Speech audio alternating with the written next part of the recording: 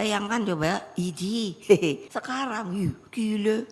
Mbak udahlah, udah mau selesai ya selesai aja. Jangan dihapus ya dengan segala pasal. Kalau ada orang yang akan menantang apa yang berbunyi di pasal-pasal ini, maka dia bukan orang Indonesia. Apa? Merubah konstitusi negara dengan cara yang sangat tidak wajar.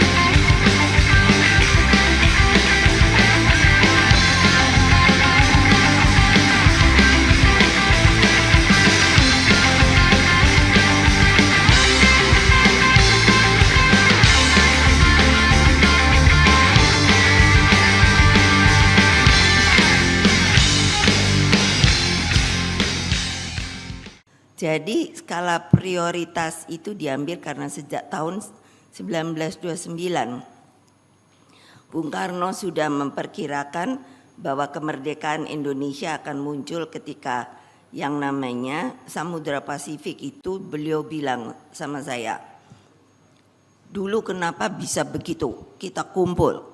Saya enggak tahu ya, mulai SD ini kuping saya mungkin barangkali beliau sudah melihat anak perempuannya yang nakal ini itu akan jadi pemimpin. Jadi mulai SD saya diajari yang saya kadang-kadang mikir ini kata-kata opo tau. Yaitu nanti kamu akan bisa melihat. Jadi terpaksa saya melihat loh peta Indonesia supaya saya jangan terlalu goblok. Mana saya tahu itu Pacific Ocean. Nanti kalau Samudra Pasifik itu berwarna merah membara, kan beliau senangnya gitu. Maka disitulah yang namanya mata rantai, yang namanya penjajahan itu akan putus. Mana saya tahu penjajahan apa. Tapi itu terus. Maka ibu-ibu masukkan terus ke anak-anakmu kebangsaan itu. Saya lalu mulai SMP, yaitu saya bilang, saya lihat, oh di sanalah Pasifik itu membaranya karena apa? Karena perang toh, perang dunia kedua, gitu loh. Jadi kan saya langsung tahu, saya baca ensiklopedi. Lah kalian masa hanya, ya sudahlah gituan ibu ngasihin gitu ngapain. Nah, makanya saya bilang, aduh Indonesia yang kucinta, masa keadaannya sekarang begini. Nah itu kenapa toh? Itu 1929 loh.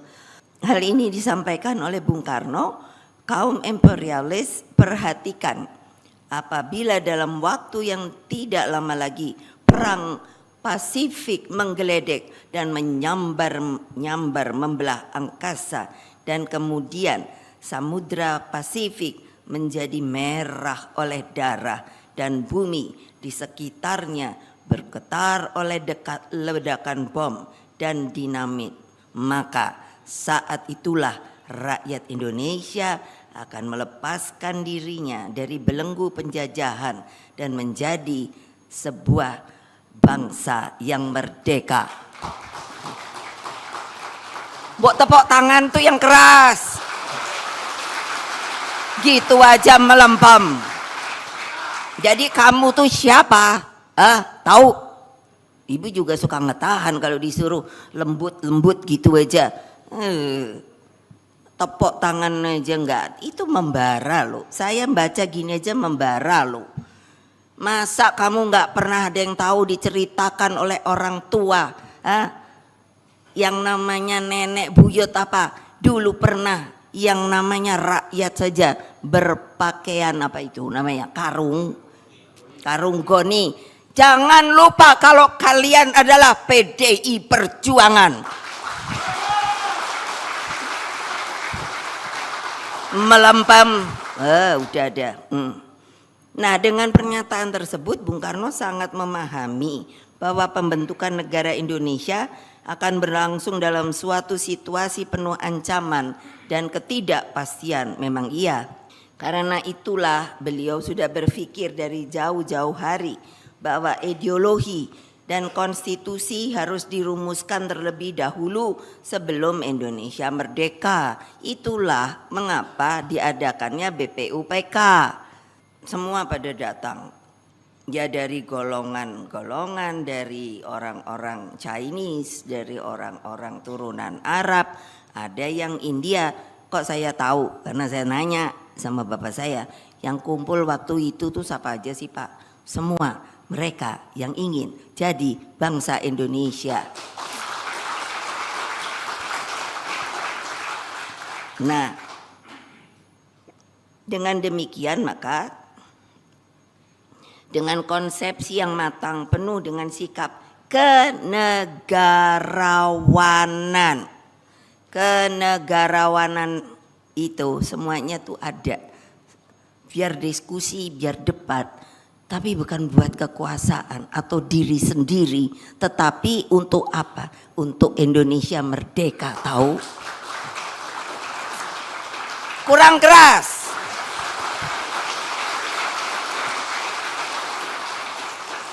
Tapi kamu jangan jadi pesuruh saya, mesti disuruh-suruh dengan semangat merdeka. Masa gitu aja nggak bisa melambam? Masa kamu nggak bisa hatimu tuh disuruh menggelegar? Tahu nggak? Itu terasa di sini, deret gitu kayak kena listrik. Masa hanya untuk tepuk tangan aja sudah tidak bisa dan harus disuruh.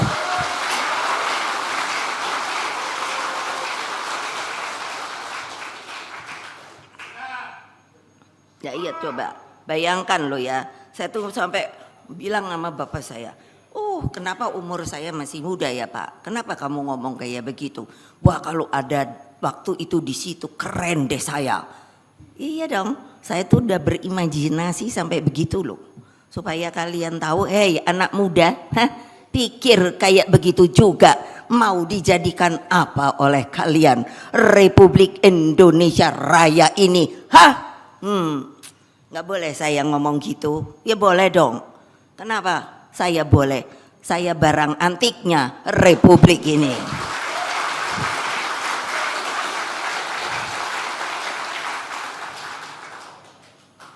Nah tentu saja bayangkan ya, saya bayangkan wah diskusinya tuh kayaknya pastinya wah.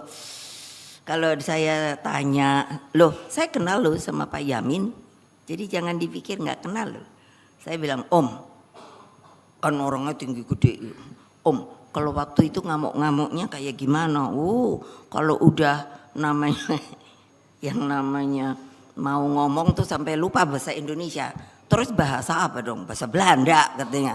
Iya, masa gitu? Lah kita kan dijajah Mega. Itu Profesor Yamin loh. Jangan dipikir saya nggak kenal banget. Gitu loh. Jadi ya saya tadi bilang, saya ini barang antik loh. Jadi barang antik itu apa? Ya loh. Jadi saya lebih tahu dari mereka-mereka yang sok tahu. Jangan bikin barang antik jadi marah ya.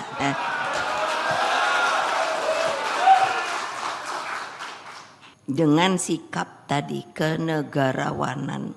Iya. Sampai katanya ya marah-marah ya biar aja. Tapi di sininya tuh membara, tahu nggak? Saya bisa rasakan karena dikeliling saya dari kecil loh. Jadi kalau ibu saya bilang kamu tuh lucu loh jadi mainan. Kalau lagi rapat gitu kayak ratas gitu, lucu. Jadi saya tuh digendong dari Bung Karno ke Pak Hatta, dari Pak Hatta. Oh gitu ya Bu. Oh iya, bayangkan. Jadi saya kayak boneka dong, saya bilang. Iya, mereka juga lucunya apa? Kenapa ibu saya bisa bercerita? Karena pada waktu itu ibu saya sebagai First Lady boleh dengerin rapat oleh Bung Karno. Jadi dia bisa bercerita, itu loh. Jadi saya bilang, wah kalau lagi seperti diskusinya ini apa ya keras. Katanya saya di gini-gininya itu juga jadi keras. Jadi saya bilang, aduh, jadi mainan dong saya di antara pendiri bangsa ini. Ini tidak bohong loh. Hah? Kalian mau membantah? Silahkan. Dengan pasal apa? Ya iyalah, gile. Saya sekarang suka ngomong gile. Emang gile, tahu nggak situasinya? Gile. Nah, makanya akhirnya Undang-Undang Dasar 45 disahkan hanya dalam waktu 1 hari setelah proklamasi kemerdekaan melalui sidang Panitia Persiapan Kemerdekaan Indonesia (PPKI).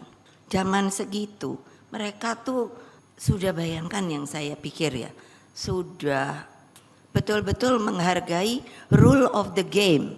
Jadi bayangkan itu bisa terjadi. Coba kalau enggak, coba kayak apa? Enggak loh. Nah kita mestinya kan ikut seperti ini yang saya mau bacakan. Bahwa rule of the game of the Republic of Indonesia ini harus dijalankan.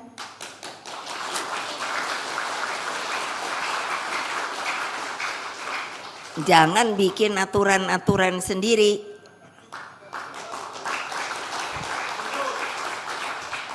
Betul apa tidak?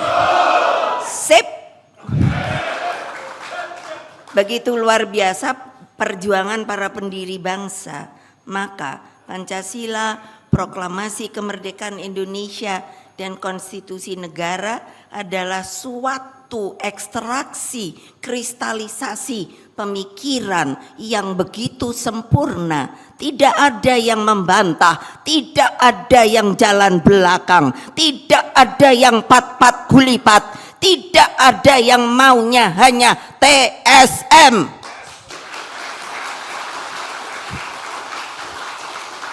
Ya coba pikirin dong, ayo Pak, itu apa bangsa Indonesia ya sekarang itu?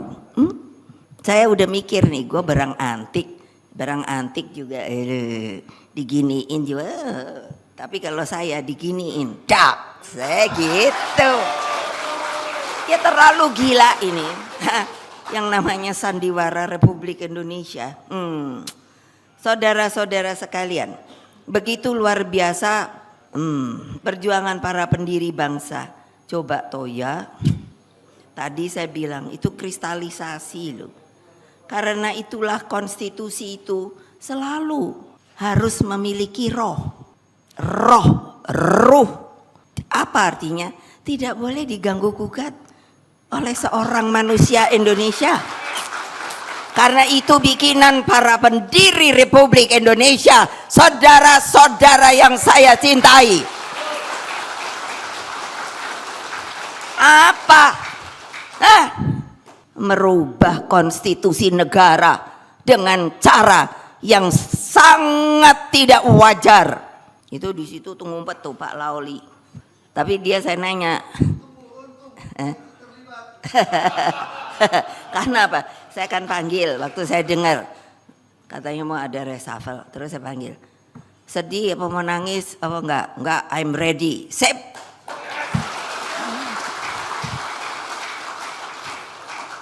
Lagi itu aja loh, ya Allah, ya Tuhanku. Hai, maaf dah. Karena apa? Sebab di dalamnya terkandung seluruh cita-cita, kehendak dan tekad Indonesia merdeka loh. Terus sekarang kan saya ngomong kemarin yang urusan mau ketemu polisi aja dibuli-buli, katanya mengintimidasi. Nyek, lo orang ngomongnya juga banyak orang. Kalau intimidasi kan jalan belakang itu, nggak ada jawaban sampai hari ini. Ai gawat. Begitu pentingnya konstitusi negara, maka presiden dan wakil presiden wajib mengambil sumpah. Ingat loh, ini sumpah. Saya ya pernah disumpah, cobain. Bukannya janji jabatan. Jadi kemana pakai Quran segala apalah, pokoknya ditaruh. Wow. Nah, itu berarti kan ke sono toh.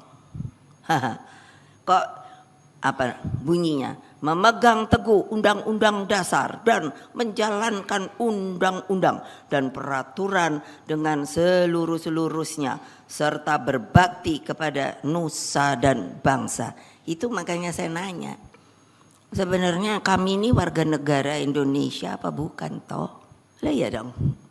Lah kalau warga negara Indonesia kok tidak disamakan oleh pemimpin bangsa? Coba pikir kan.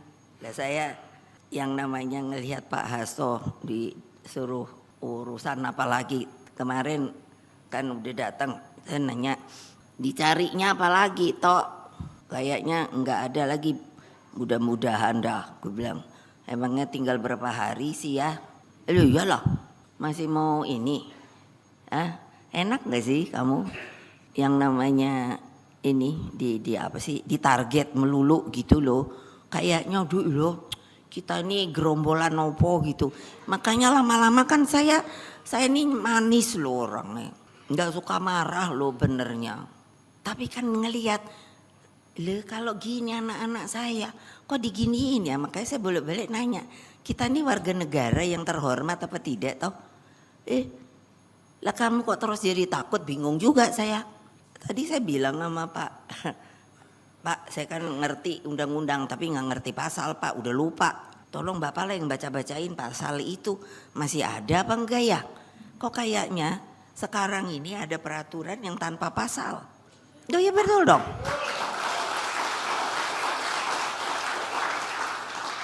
Loh saya nggak provokator, saya mau tahu pasalnya. Ya dong, kenapa nggak boleh? Saya baca Undang-Undang Dasar 45 supaya saya nggak kelihatan bodoh. Katanya Presiden Republik Indonesia. Loh saya kan pernah presiden, wakil presiden, jadi jangan main-main sama saya ya, levelnya kita sama loh. Iyalah, ya enak aja, terus nggak boleh mantan loh.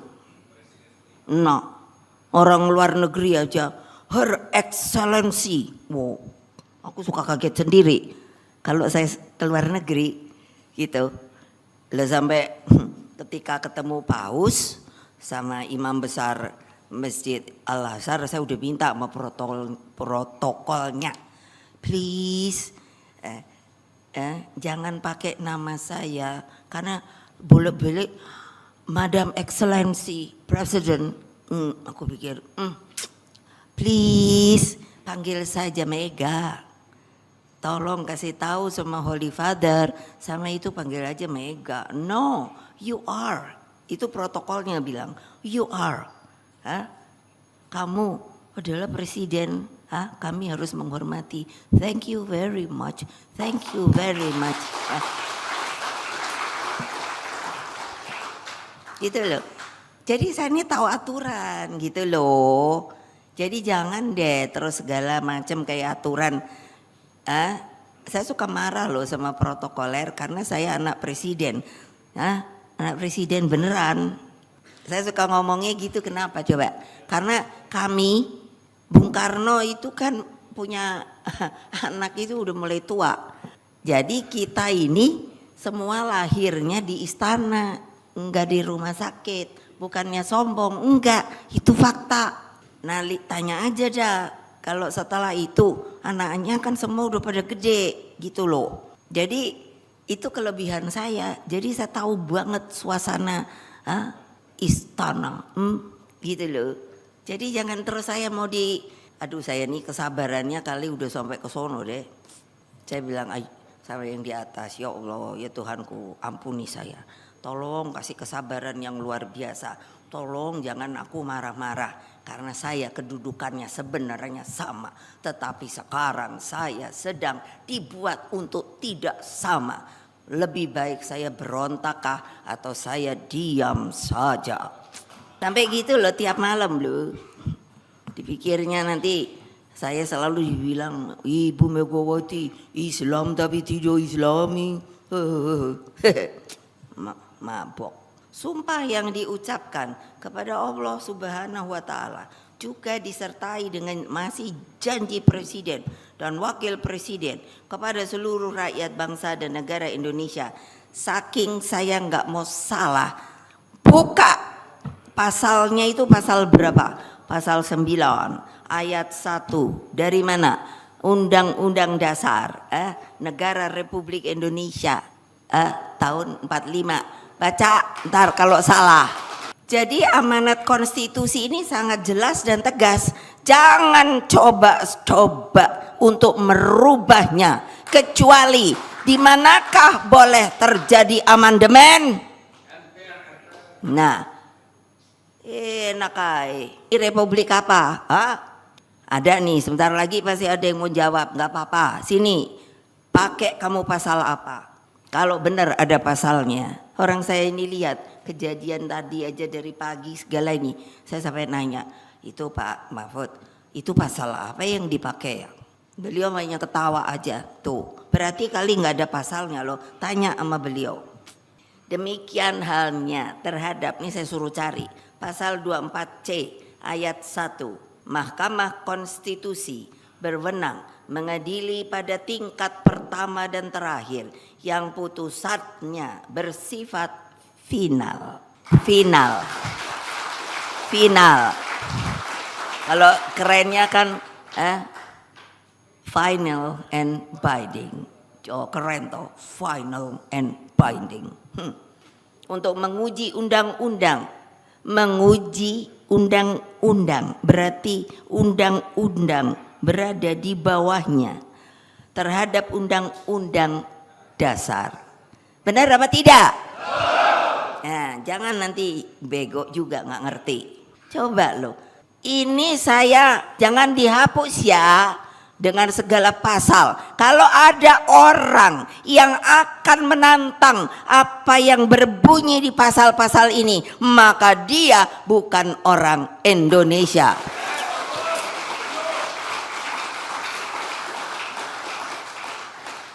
Saya nggak mau salah aturan, ini bener loh. Hehe, gila. Jadi apa amanat ini? Aduh, capek juga ya. Tidak bisa ditafsirkan lain. Karena itulah mengingkari keputusan MK sama artinya dengan pelanggaran terhadap konstitusi.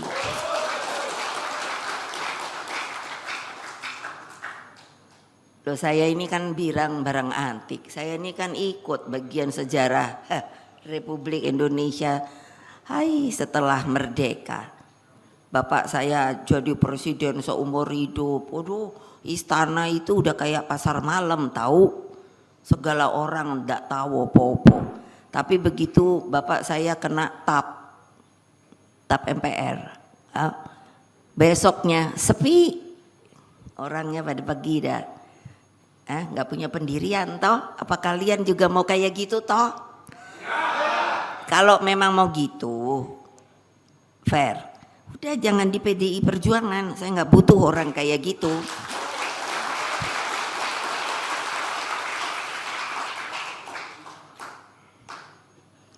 Iya, bayangkan. Terus saya kemarin cerita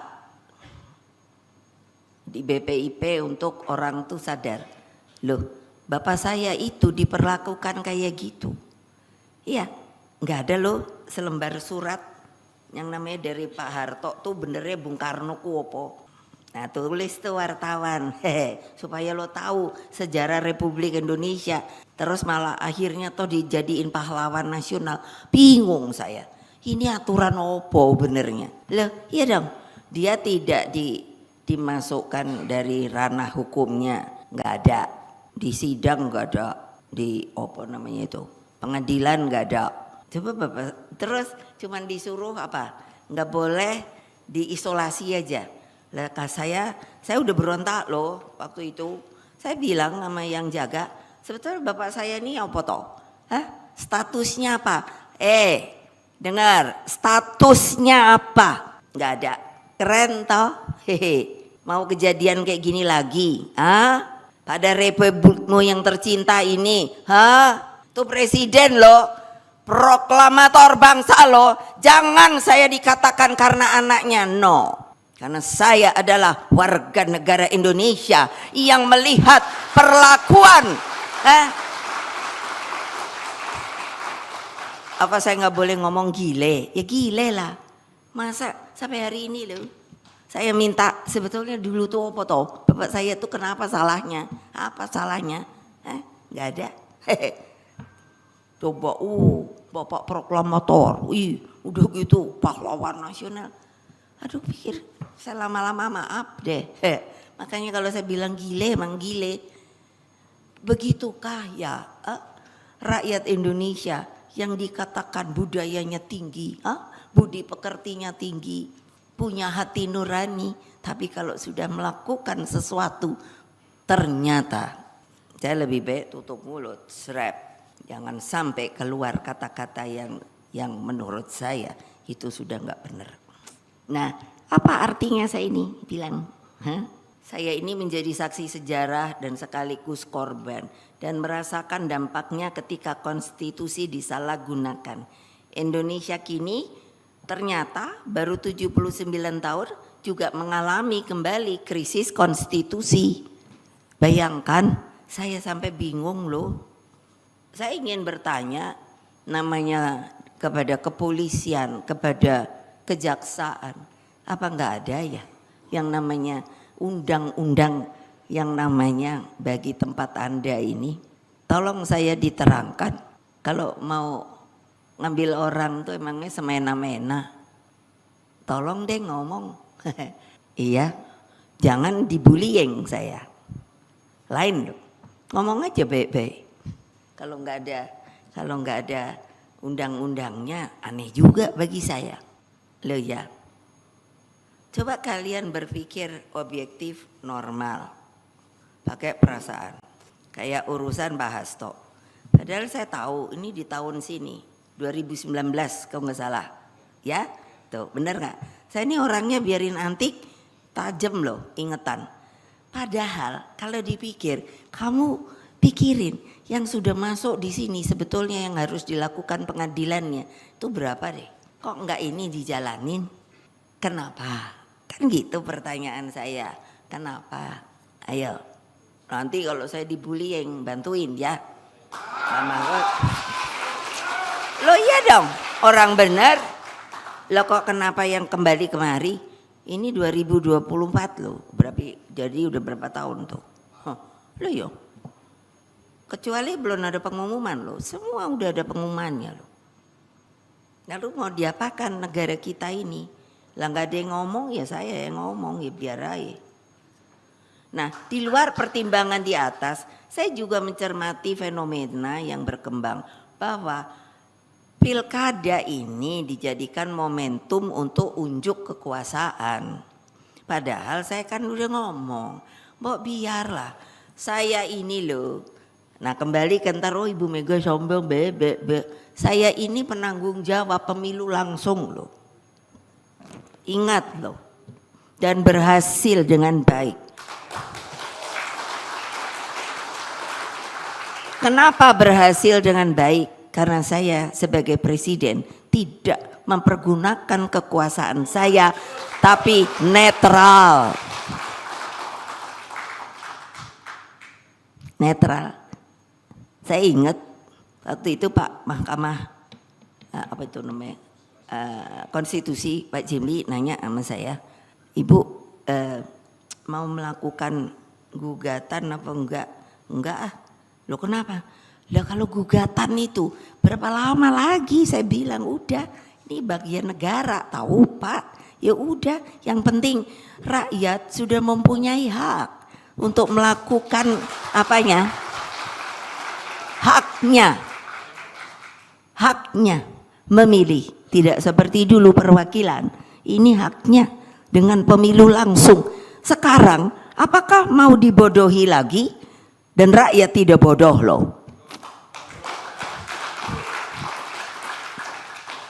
Rakyat tidak bodoh loh.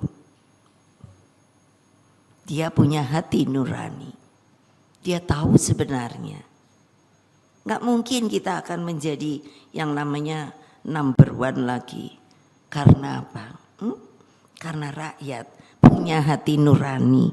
Ketika kita diserang di nasional,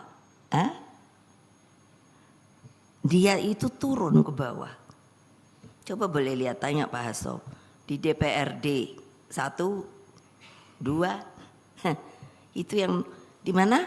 Yang di Papua, yang tadinya 0 dapat malah berapa? 8 apa? Iya toh? Nah, coba apa itu artinya? Rakyat tuh sebenarnya mikir, hanya dia diselotip mulutnya, nggak boleh ngomong. Apa saya nggak tahu? Jangan lupa loh, saya presiden kelima yang menjalankan pemilu langsung loh. Jadi saya tahu taktiknya mau melakukan hal-hal yang tidak benar. Saya tahu, makanya saya lindungi rakyat saya, makanya berhasil. Ingat dong kalian itu, Terus ini mau dijalankan lagi, pilkadanya.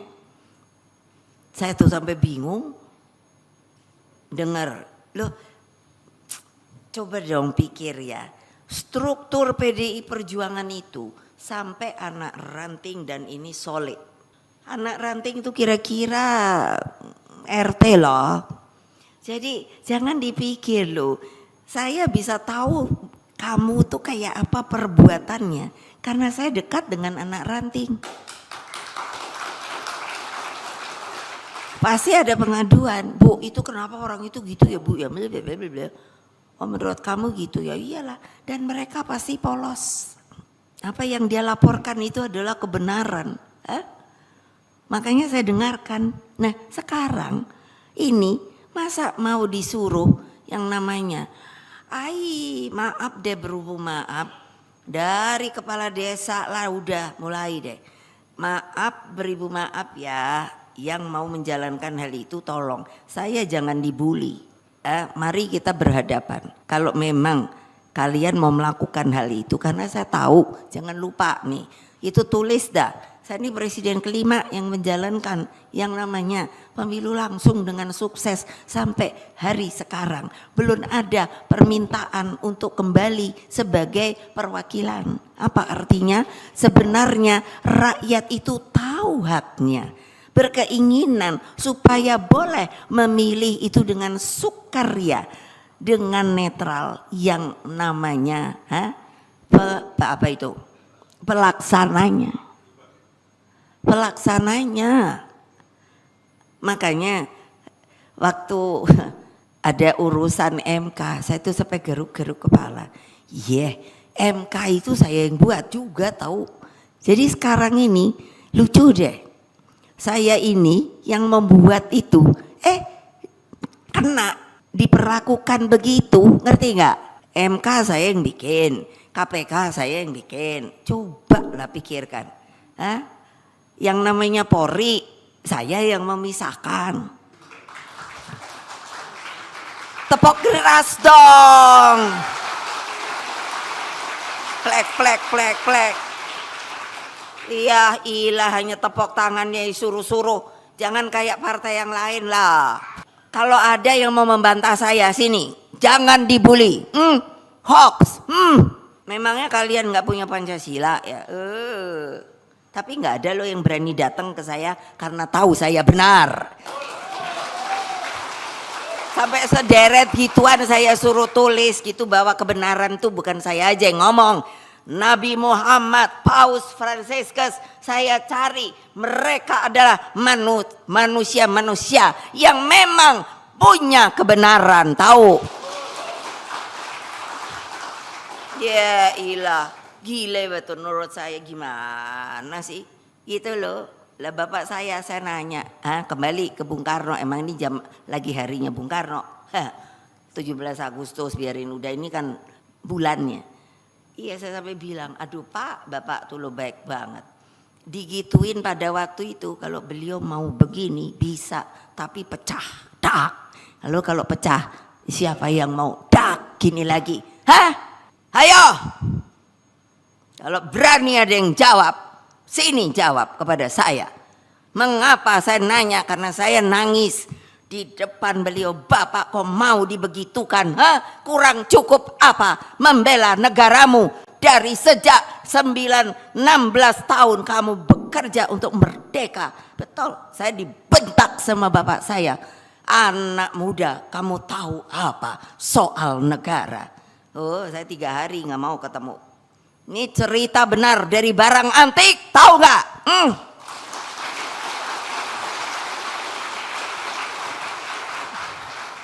Terus sekarang mau begitu lagi? Enak aja, biarkanlah rakyat memilih dengan sukacita, jangan lagi dimacam-macamkan. Nah ya bener dong, coba bapak saya hanya bilang, Mega tahu apa kamu? Hah? Gitu. Nah, udah aku 3 hari nggak mau ketemu, udah biarin aja, kesian juga, tapi akhirnya kesian juga dia sendirian loh, nggak boleh nerima tamu, keluarga aja mesti nyatat. Emangnya gila, mau kalian dibuat seperti itu, ha? Itu Presiden Republik Indonesia yang pertama, proklamator kita dibegitukan, dan semuanya pada waktu itu diam. Gile. Coba bayangin, akhirnya apa bilangnya? Kamu tahu nggak? Ini memang dikehendaki. Kendahi sama siapa? Ada dari luar yang menunggu supaya memang kita bisa diadu. Aku pikir ya Allah Pak, Bok bilang dari kapan-kapan nama saya kan nggak bisa terima. Bapak dibeginikan kan kayak apa? Nggak ngerti aku. Aku bertanya sama Jaksa Agung hanya bilang itu sudah ada perintah. Saya nanya, ya kalau gitu apa perintahnya? Diem. Ngerti nggak kalian? Makanya saya nggak boleh pula ngomelin media. Nggak tahan saya. Kalau media Republik Indonesia yang saya cintai pun sudah menganut ndak tahu apa namanya, tidak mau membicarakan kebenaran yang ada. Loh iya dong, kalian lupa deh. Coba bapak saya sampai kayak gitu, Masya Allah. Aku pikir ya Allah, gila nih orang tua ini. Padahal pada waktu itu saya banyak loh udah diberitahu. Bilang Mbak, bilang kalau beliau mau lawan kami dukung, rakyat banyak yang mau mendukung. Tahu-taunya begitu ngomongnya. Oh jadi Bapak itu mengorbankan diri Bapak, yes. Buat Republik ini tetap bersatu, yes. Hei anak muda yang di belakang, apakah kamu bisa seperti sekarang ini? Jawab. Nah, insaf. Oh iya dong, bayangkan. Itu benar loh. Saya, kalau mau disumpah, berani saya sumpah. Itu otentik. Pergaulan sama bapak saya dalam hari-hari akhirnya. Coba bayangin sekarang apa nggak enak? Nggak ada yang ngurusin gituan. Tapi rakyat tahu makamnya alhamdulillah sampai hari ini nggak kosong. Nah terus mau diapain? Pilkada ini berbagai pembatasan dilakukan dengan menghambat calon tertentu dan mencoba mempersempit ruang demokrasi. Kontestasi yang demokratis dihalangi oleh tembok-tembok kekuasaan karena dukungan terhadap calon tertentu. Mbok ya udah biarin aja deh gitu. Saya tuh sampai dengar laporan sekarang, malah dimunculkan independen, pusing saya. Padahal tadinya udah nggak laku kan? Iyalah, susah loh. Independen nggak mau karena apa? Mesti ngumpulin berapa persen? 6,5 dari jumlah pemilih toh, pakai kartu-kartu. Makanya kalau saya nanya, iya, maksudnya saya KTP. Bayangkan coba, sekarang, gila. Mbak udahlah, udah mau selesai ya selesai aja.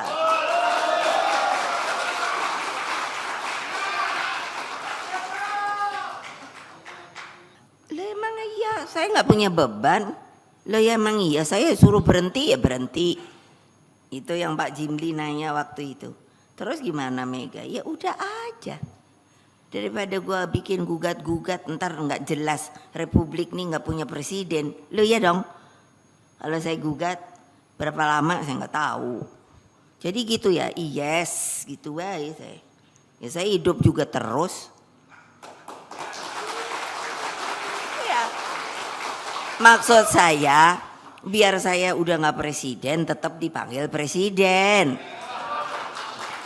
Lo benar, tadi kan saya bilang, sampai yang sama protokol aku bilang, please don't, just call me Mega. No, you are madam terus lagi. Iya deh. Bukannya saya ini mau ngomongin apa enggak. Memang di luar tuh gitu loh saya dipanggilnya. Di sini aja yang melempem. Udah gitu kapan-kapan ntar Ibu Mega pemberontak Republik Indonesia. Keren. Nah ini kan fenomena ini tampak jelas di Jakarta, di Banten. Jadi maksudnya di create gitu loh. Nanti kalau udah ada yang bagus, kalau ini nggak boleh. Nanti kalau nggak boleh terus udah masuklah TSM.